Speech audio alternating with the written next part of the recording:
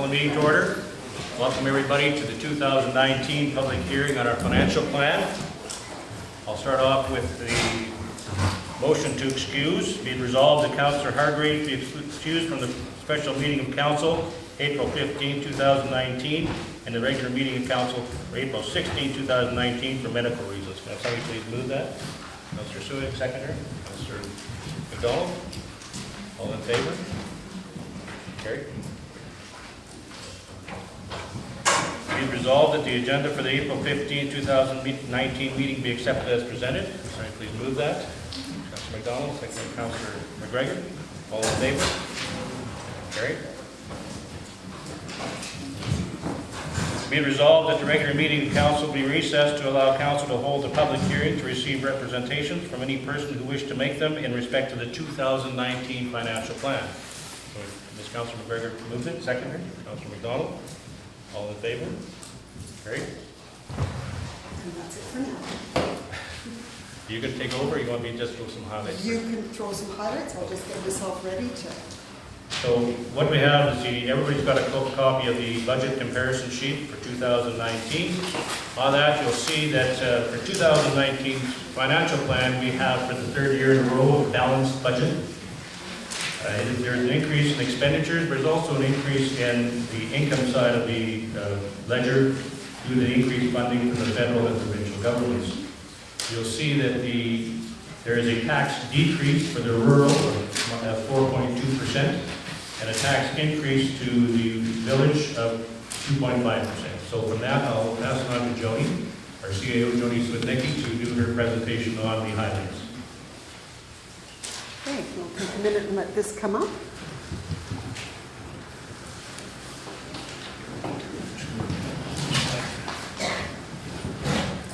Yeah, you may want to swing yourselves right sideways because I think otherwise this is going to show on your readers.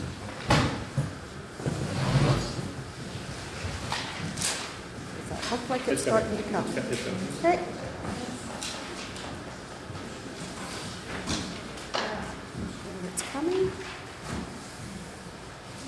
There's some chairs up at the front here in the second two rows.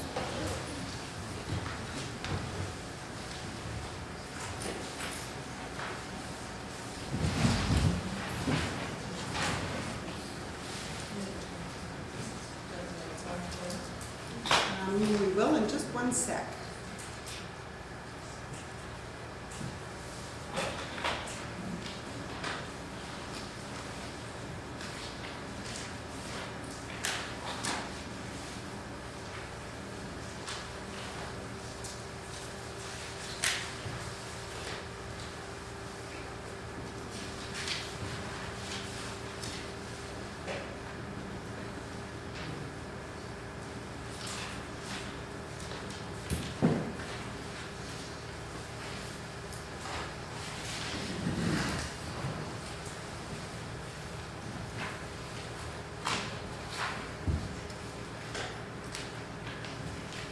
Okay, can everybody see that okay, or would you like me to dim the lights there at the back? Looks okay? Okay, so welcome to the presentation for the 2019 financial plan. With us here tonight, you've already been hearing from our members of council. I'm Joni Swidnicki, I'm the CAO. Elaine McGregor is the finance officer and she's with us, as are Cheryl Fraser and Norma Will, and they'll help through the presentation. And also here with me tonight is Darcy Ketzman in the event that I've got any questions that I have to throw his direction. The agenda that we intend to go over tonight is we'll talk a little bit about what the purpose is of a public hearing. We'll talk about how did we get here to the point that we're at now. I'll share with you some of the scenarios that council had been considering as they put forward a draft budget. I'll provide an example of a special levy that seems to be of interest to council going forward. I'll speak to you on the highlights of the draft budget. I'll review the capital budget requirements as they'll be put forward over the next 5 years. We'll outline the next steps, and we'll follow that with a question and answer period. So the purpose of a public hearing. First and foremost, it is actually a legal requirement under the Municipal Act to hold a public hearing as part of your budget process. It is also an opportunity for the public to have some participation in the short-term and long-term goals of the municipality. It helps increase public awareness with respect to the relationship between services and the taxes necessary to fulfill those. It assists in understanding requests for service and grants. And it also gives an education to council on where the municipality's financial position is currently at. So how did we get here? The administration started preparing a draft budget towards the end of 2018, and included in that draft budget was the numbers as we knew them to be, either from expenses to that point in time or with changes that we knew were coming either through increases in utility rates or whatever. Then what we did is between December and February, we went over the budget, and council can correct me if I'm wrong, but I think we went over it 3 times, line by line. That's not necessarily unheard of when you've got a new council in place. It's a document that they won't have been familiar with. From January through March, council members provided a bunch of what-if scenarios. What if we tried this? What if we tried that? What would it mean to the budget if we did something different? In March, we were also made aware that there was some additional grant money that was coming out to municipalities. The province of Manitoba has reinstated what used to be part of its municipal road and bridge program. And so they have said that they will provide the municipality $37,000 annually for the next 5 years. And additionally, there was a one-time payout of an equal amount of what we would normally receive from the federal government in the gas tax. They gave a one-time top-up on that. And following that, we have prepared the financial plan documents in consultation with municipal services in preparation for preparing the tax levy bylaw. So some of the scenarios considered, and I'm not going to go through these one by one, but it'll give you an idea. They took a look at just doing it as a general mill rate, all of it harmonized. They took a look at doing it a differential mill rate, similar to what it is currently. And then they played with a bunch of different scenarios. Keep part of it general, pull out recreation and culture. Keep it general, pull out environmental health, and do it on a per parcel charge instead of on an assessment charge. They looked at keeping some of it general and pulling out recreation and the environment and doing both of those on a per parcel charge. And the list goes on. And some of the scenarios had more than one version. What if we tried this at 10%? What if we tried this at 15%? So there was a lot of work done to try and come up with some ideas that would benefit the whole municipality, particularly keeping in mind that it's the agricultural classes that have been hit the hardest with the assessment changes.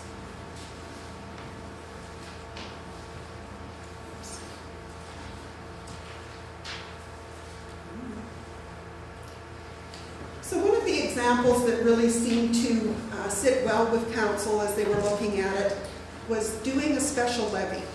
And as we have been saying, or I have been saying, and I sound like a broken record, I'm sure, this is the last term of council in which differential mill rates can be used. That doesn't mean that you have to go harmonized, but it does mean that you have to get away from differential mill rates. The way to get away from differential mill rates would be through the use of special levies. So what council did was they took a look at one just to see how it would play out.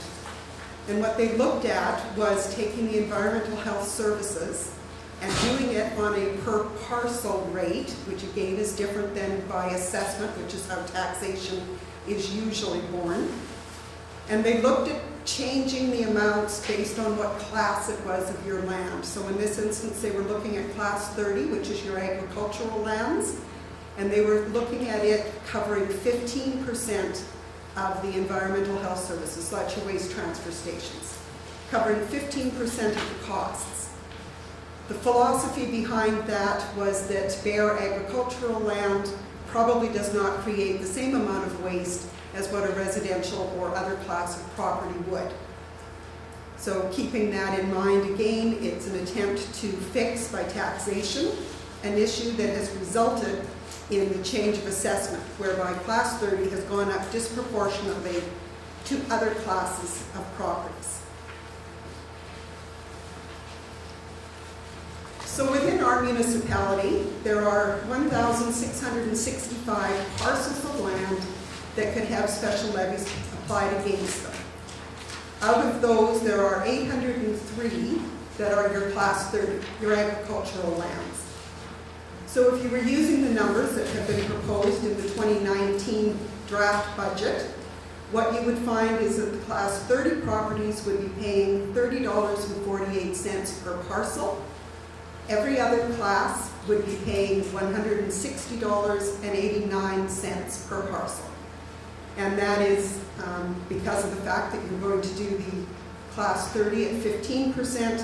If you were to do this levy all just on a per parcel basis, each parcel would be paying $97.99. So as we've indicated, if you were going to look at doing something like this, it has to be done by a special levy bylaw. It is quite a lengthy process, and so it wasn't able to be implemented for 2019.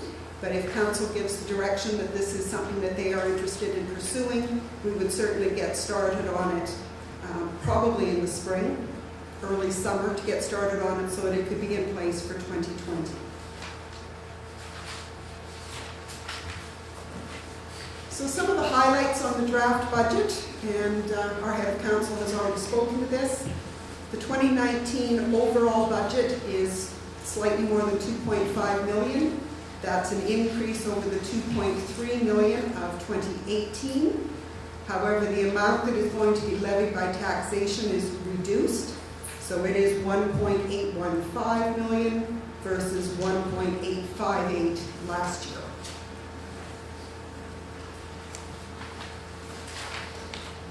Some of the other highlights of this budget, other than the actual dollar amounts, the biggest change that you'll see is reflected in the way recreation and culture and the environmental health services are being levied. Environmental health services have been at large. They've been taken out of that and split between Oakland and Wawanesa. And the recreation and culture budget is being carried more on the Wawanesa side than on the Oakland side. And again, what this means is on a parcel of land, if you had a portioned assessment of $200,000, it would mean a reduction on the Oakland ratepayer of 4.2% and an increase for the Wawanesa ratepayer of 2.5%.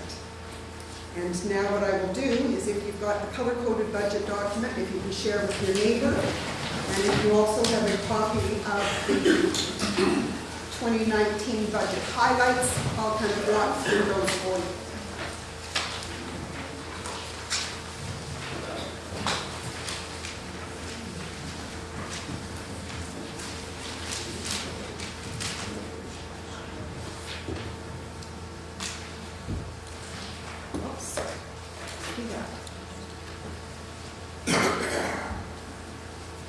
Okay, so what I've done is I have just broken these down, similar to what I had done last year. They are broken down by department or by category. So under your general government services, which is charged at large, the 2019 budget is $517,535. That's an increase of $17,235 over 2018. The majority of that change, if you were to take a look on line 8, so this is your expenses on the council side. As we made everybody aware, Federal Income Tax Act was changed, whereby at one point a portion of council salaries were exempt from paying tax. As of January the 1st, that was no longer the case. And so municipalities across the province were faced with how are they going to deal with that, either have the councillors take home less of a take-home pay, or in fact do the increase that would give them the same net pay as what they had had. So council went with doing a rate that would ensure that they weren't taking home less than what they previously had been, and in comparison with municipalities around us, Council is still somewhat towards the low end of their salary and benefits compared to many others. The other line that you would pay attention to under the government services would be line 53.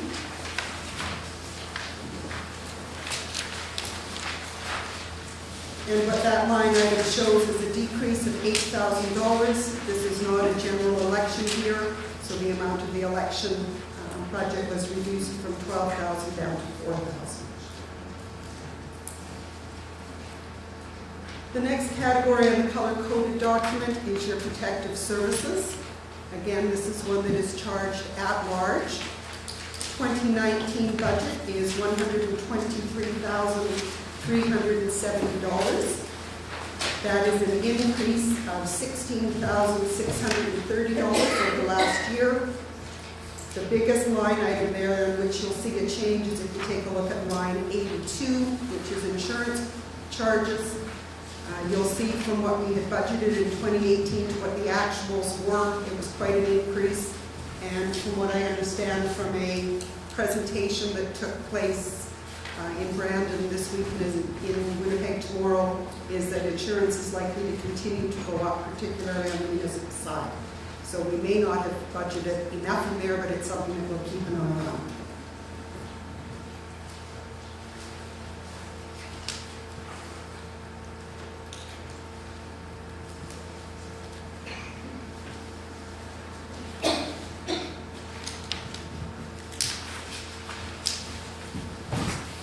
Under the category of transportation services, the 2019 overall budget amount is $797,380. That's an overall increase of $40,980. The largest line items there that you'll see changes on line 115.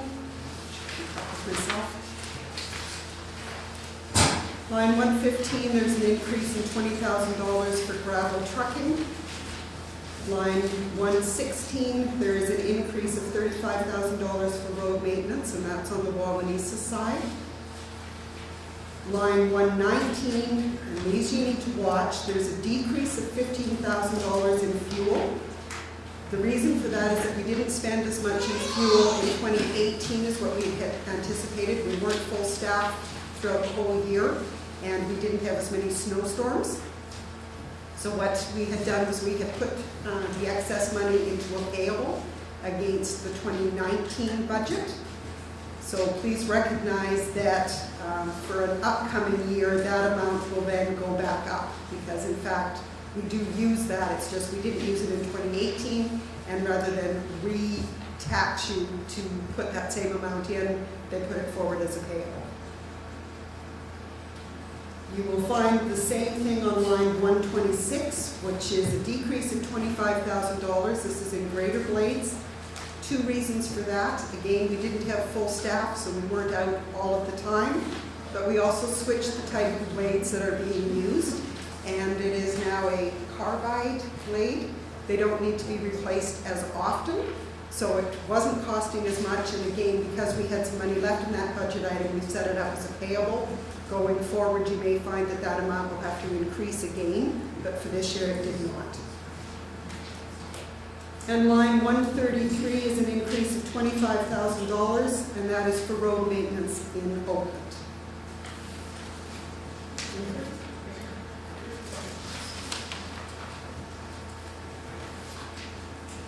Under environmental health services, the first thing you need to note is that in previous years this was colored blue. It was an at-large item. Council made the change and took it out. It is split differential. It is now yellow and green, so it is being worn specifically on Wawanesa or on Oakland. So that is probably the biggest change that you see there. The other thing is the 2019 budget amount is $186,800. It's an increase of $16,600. If you take a look at lines 160, 161, and 162, those are line items that have been put in to reflect maintenance that's required at both of the transportation stations and our transfer stations. We've been on the radar from the province.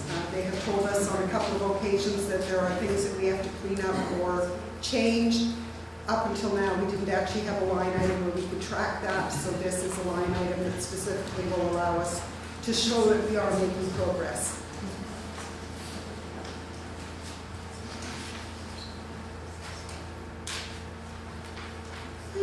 Public health and welfare. The 2019 budget amount is $25,100.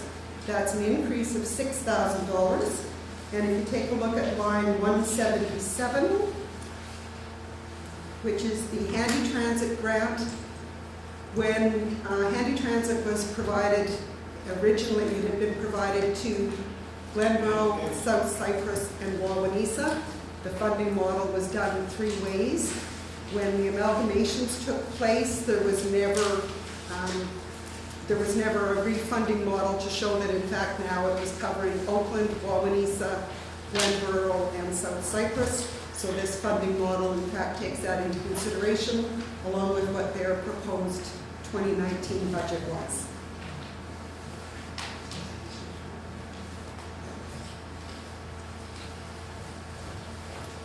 Environmental Development Services, the 2019 budget amount is $16,099.50. That is a decrease of $50,897.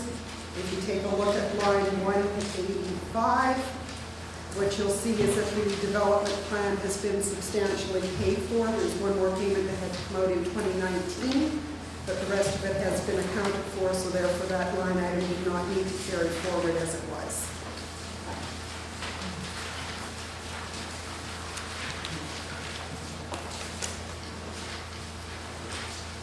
Under Economic Development Services, and I have a title here, this should be the 2019 budget amount, is $35,861.22. That is a decrease of $9,238.78.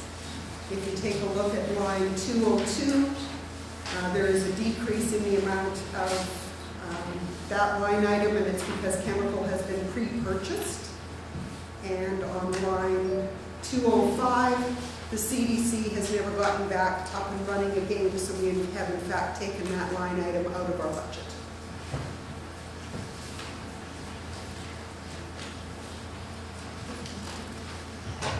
Fiscal services, and this is one that's always hard to explain because this is in the internal operations that we have to show if we're moving money in and out of a reserve or taking it from a reserve to a capital purchase. This is all internal works, but I'll walk you through it. Did I miss rec? I did. Okay, let me go back. Recreation and Cultural Services, okay. It has a 2019 budget amount of $105,000. That is an increase of $28,700. The majority of that is shown on line 212 and 213, which is to offset the cost for a facility manager that's split up between Oakland and Wawanesa. And line 214 is an increase of $3,000 specifically to the Oakland community centers. Okay, now we get to fiscal services. So it shows a budget amount of $818,441.46. It appears as if that's an increase of $212,262.69. Again, it's because there's additional monies coming in that we are putting into our various reserves from our gas funds. So for lines 231, 246, and 247, it's a decrease of $45,277.82. Those were 3 debentures that were in Wawanesa that reached maturity in 2018. So those line items didn't have to carry forward. Line 234 is a decrease of $36,200, which is a capital to transfer. There was a loader that was purchased in 2018. That's a fairly substantial capital purchase. There is nothing that is of that amount which we looked at this year, hence the reduction of $36,000. On line 235, again, your transfer to capital, what this is an increase of $115,000. There's a recognition that we do need to do repairs on a fire truck. The original plan had suggested maybe doing half of it in 2019 and doing the other half in 2020. In speaking it through, the council members came to the conclusion that in order to split it out over 2 years, you would end up having to do rework. So you would do part of it, put the truck back together, and then have to pull parts of it back off again the following year in which to do the second half. They decided that it was probably better just to do it all in 1 year and get it done. That amount, we are showing at $115,000, although I've been told that even as we speak, some of those prices may be going up. Lines 239 and 240, this is an increase in funding from the federal gas tax. I mentioned it earlier that they're doing a one-time top-up. We had budgeted a bit low in 2018, trying to make sure that we knew where we were at with gas tax allocations coming into us. We wanted to make sure that we knew that we had all of our audit material up to date and that we knew what numbers we were working on going forward. So we had budgeted a bit low on that one, and then, like I say, the one-time top-up. And on line 241, again, this looks as if it's an increase. It's to put money into the fire reserve because we recognize that we're going to have a larger expenditure out of it this year. So for your total expenses, as I said before, it comes in at $2.5 million, which is an increase of about $204,000 over last year. Now, if you take a look at the revenue side,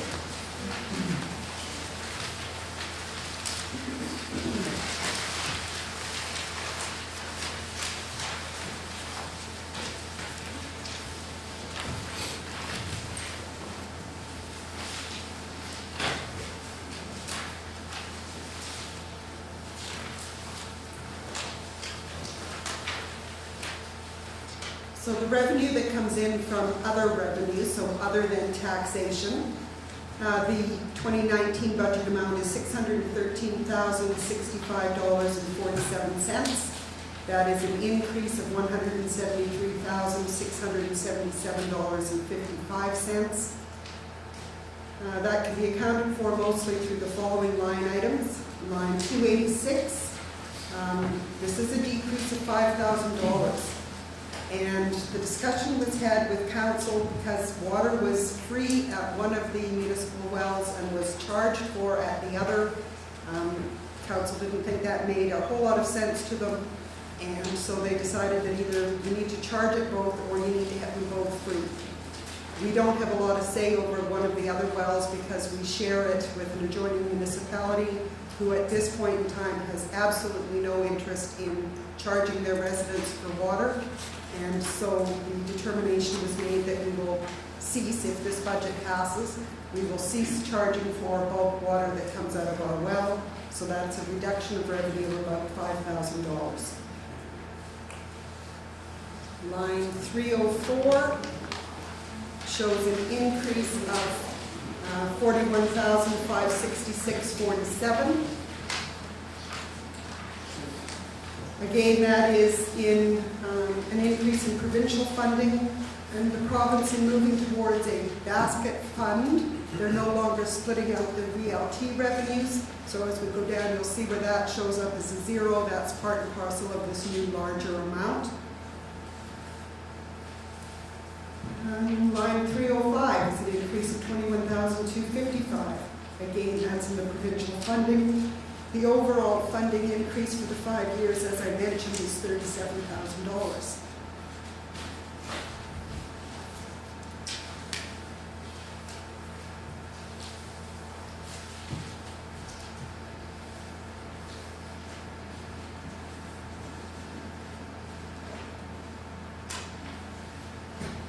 On line item 308, it shows a decrease of $25,000. This was funding that we were receiving from the province for the development plan. Half of the funding came forward in 2018, and the other half is coming forward in 2019. Lines 311 and 312, this is the increase in the federal funding. Part of it again was that we had budgeted a bit low in 2018.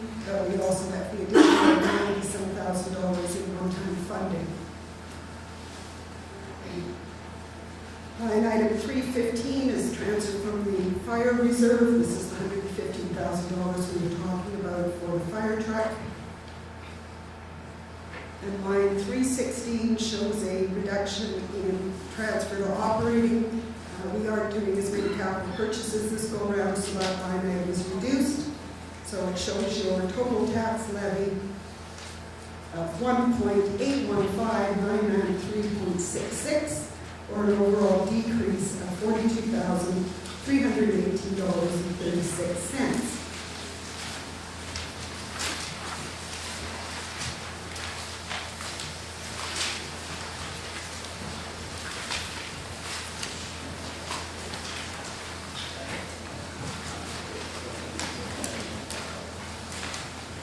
So when we're going through the color-coded document, what you don't see there is anything that deals with the capital budget requirements.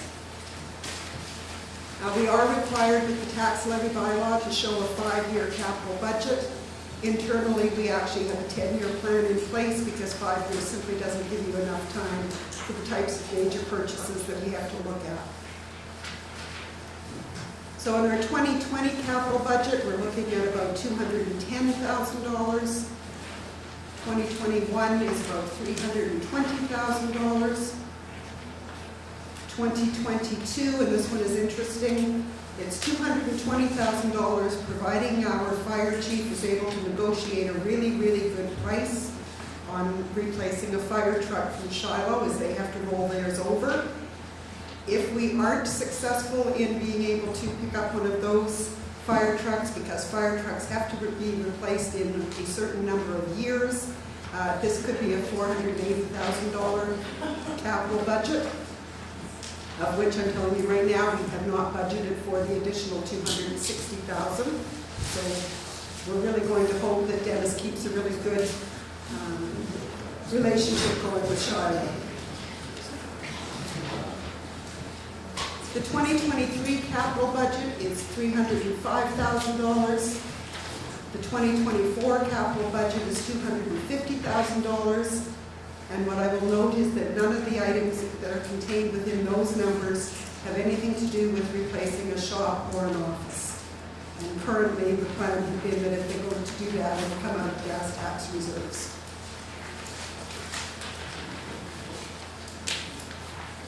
So then what will the next steps be? Following this presentation, council will receive representation from any member in the audience. Depending on what council hears tonight, I do have the tax levy bylaw drafted based on these numbers. It could go forward for first reading to council tomorrow. First reading is only an introduction. There isn't an opportunity for discussion or debate at that time. If there were changes that council wanted to make to the bylaw, so long as they don't increase revenue from taxation, don't increase the transfer from accumulated surplus or general reserves, and don't increase the amount of the capital budget, those could be done at the second reading stage.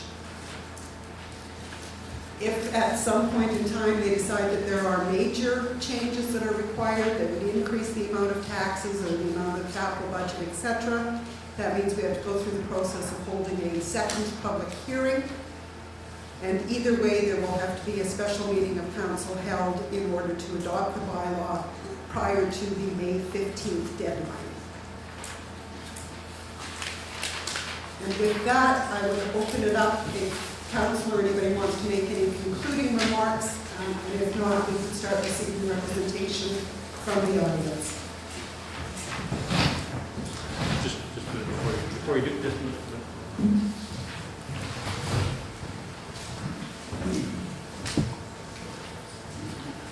So the procedure here for questions, etc., and presentations is that when you want to make a presentation or have a question, just come to the front where Norma is here.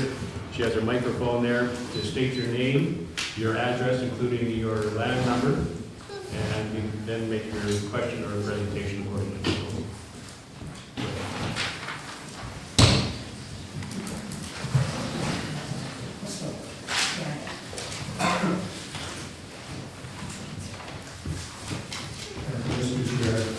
I'm Glenn Kirby on McCall Road.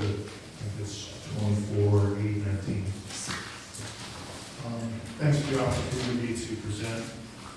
There is an imbalance in the 2019 draft budget when we look at the amount of taxes that rural and village residents are paying for shared services, or what we call the at-large spending. While Wawanesa has 35% of the municipal population, the village pays only about 14% of shared service costs. Oakland, with 65% of the population, is paying 86%. Now, this is not new, according to figures from the Manitoba Department of Municipal Affairs. When Wawanesa and Oakland first amalgamated in 2015, Oakland was paying 85% of shared services. This continued for the first 3 years. In 2018, that rate moved higher to 86%. The additional burden of shared services has been a big factor in the increase in rural taxes. During the first 4 years of amalgamation, the taxes collected from rural ratepayers through the Oakland levy and through the at-large levy increased by 39%. During the same time period, taxes paid by village residents through the Wawanesa levy and the at-large levy dropped by 31%. Mr. Chair, I have a closing statement that I'd like to make, but first of all, with your permission, I'd like to pose a question to the councilors who are present here today, because it's our really only opportunity sometimes to get their feedback on these things. It's a yes or no question. Am I permitted to ask it, the councilors? Sure. Thank you, sir. Again, council members, it's a yes or no question. Do you believe the taxation method for the shared services is fair? Councilor McGowan? Yes or no? I'm going to go yes. Thank you, sir. No, I think they should be divided even, a little different. As far as I'm concerned, I think it should be all be through the assessed value of property and proportionate accordingly. I'm going to say no as well, but we're working on it, and hopefully we can get to a better resolution to satisfy everybody. I think that we've made some changes this year to make it better than it was. But on certain items, I think that people should pay the same regardless of where they live based on assessed value. So I think better, but yeah. Thank you, councilors. To conclude, given that rural residents are paying a disproportionately high level of the shared service costs, given that rural versus urban interests have been a contentious issue in the amalgamation between Wawanesa and Oakland, given that only 2 councilors currently represent rural voters, of which only 1 is here tonight, because 2 have resigned, and those positions remain vacant through this important budget approval process. Given those factors, I respectfully ask that council pass a resolution delaying approval of the 2019 budget until new rural councilors have been elected and the rural-urban balance on council has been restored.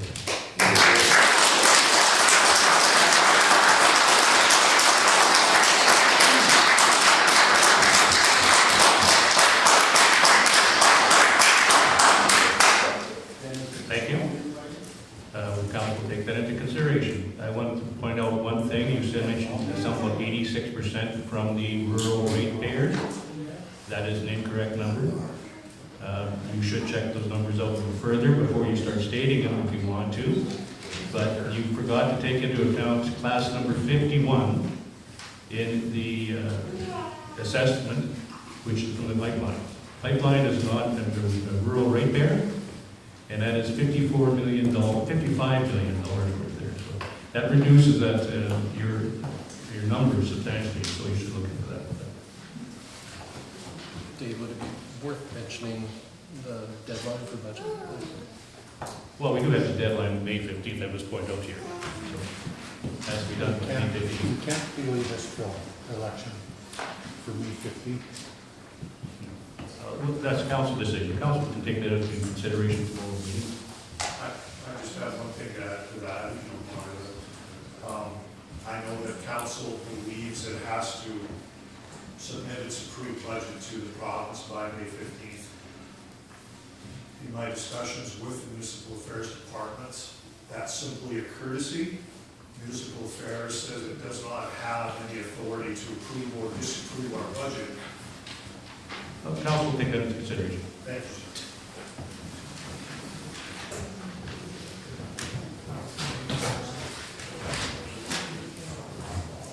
Any other questions? Over there, Norman, are you going to come up to the table, please?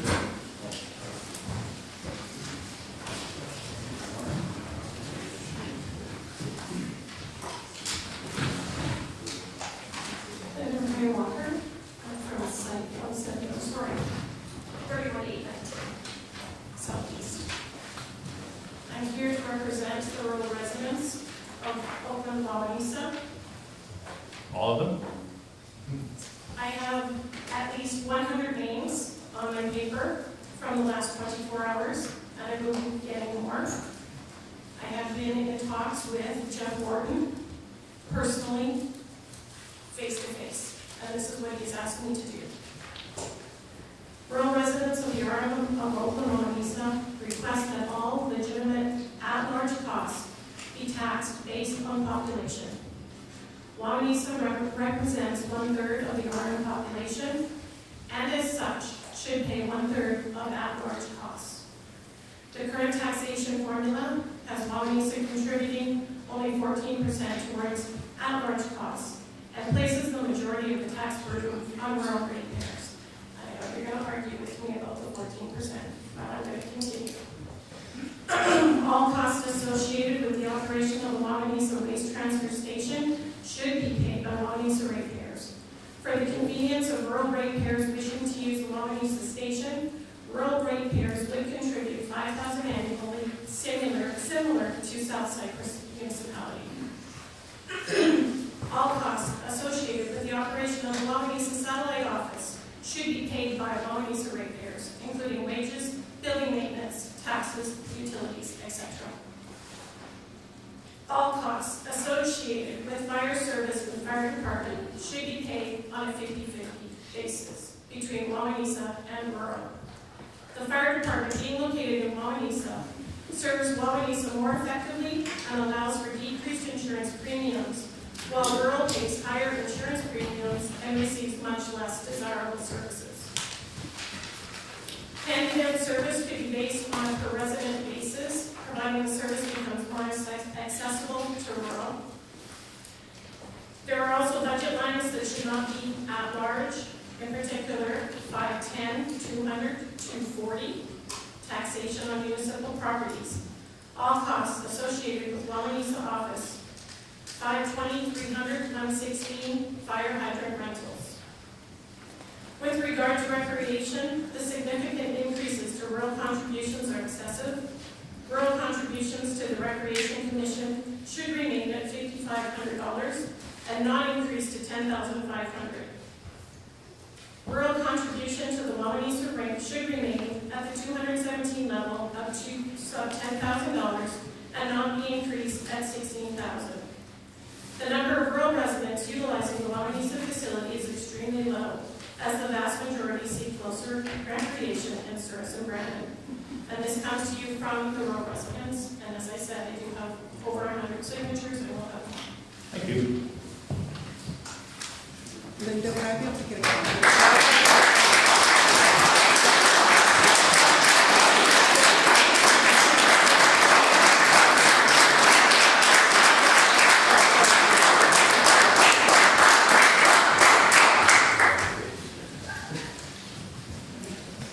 Any further?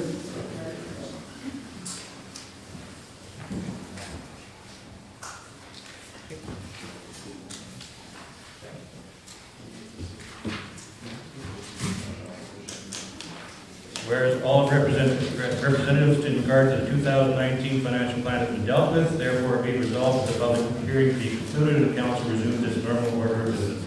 Sorry, please move that. Councilor John, seconder. Councilor Soya, all in favor?